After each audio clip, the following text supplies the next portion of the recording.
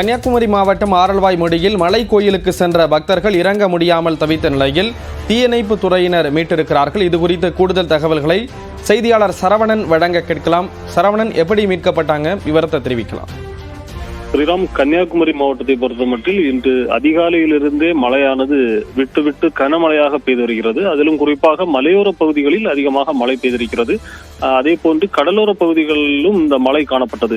இந்த சூழ்நிலையில்தான் இங்கு ஆரல்வாய்மொழி பகுதியில் அமைந்திருக்கக்கூடிய சித்தர்கிரி மலை கோவில், அந்த மலை மீது முருகன் கோவில் அமைந்திருக்கிறது.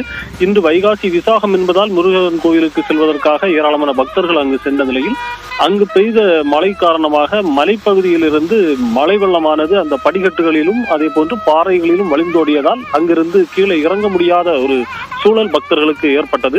இது தொடர்பான தகவல் தீயணைப்பு துறைக்கும் தெரிவிக்கப்பட்ட நிலையில் நாகர்கோயில் தீயணைப்பு துறையினர் சம்பவ இடத்திற்கு, அதாவது ஆரல்வாய்மொழி பகுதியில் அமைந்திருக்கக்கூடிய இந்த சித்தர்கிரி மலை பகுதிக்கு சென்ற நிலையில் அங்கிருந்து கீழே இறங்க முடியாமல் தவித்து வந்த பக்தர்களை பத்திரமாக மீட்டிருக்கிறார்கள். தொடர்ந்து அந்த பகுதியில் இந்த மழை காரணமாக படிக்கட்டுகளில் வழிந்தோடக்கூடிய தண்ணீரும் தற்போது இந்த காட்சியில் நாம் பார்த்து கொண்டிருக்கிறோம். அதே போன்று அந்த பகுதியில் தற்போது மழை குறைந்த நிலையில் அங்கு இருந்த மேலும் அங்கு இருந்த பக்தர்களும் பத்திரமாக தரையிறக்கப்பட்டிருக்கிறார்கள். அவர்கள் இந்த மழை காரணமாக மலை மீது இந்த பக்தர்கள் சிக்கிய சம்பவம் என்பது இந்த பகுதியில் சிறு பரபரப்பையும் ஏற்படுத்தி இருக்கிறது. ஸ்ரீராம், விவரங்களை வழங்கியதற்கு நன்றி சரவணன்.